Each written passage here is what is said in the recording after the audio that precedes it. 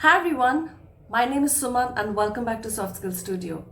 In an earlier video, I spoke about anchoring the hand gesture technique. In today's video, I'm going to talk about the triangle method, the eye contact technique. But there you are. I was wondering, something seems to be off. You see, it's so easy to get eye contact wrong in a virtual meeting, and people tend to wonder, who are you looking at? Who are you talking to, right?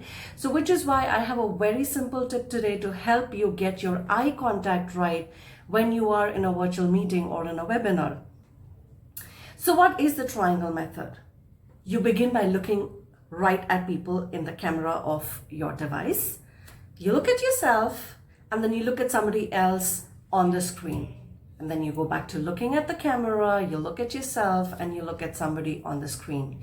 So it's not just about mechanically moving from one point to the other, literally drawing a triangle, but just trying to make sure that your eye contact moves naturally like you would, in a physical meeting. And that way you're not just staring into the camera, looking at people all the time. That really is creepy.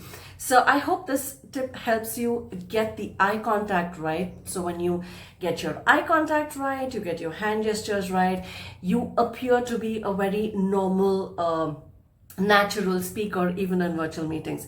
If you like the tip, please make sure that you hit like, share, comment, and also subscribe to the channel from the link below. I will come back with more later. Thank you.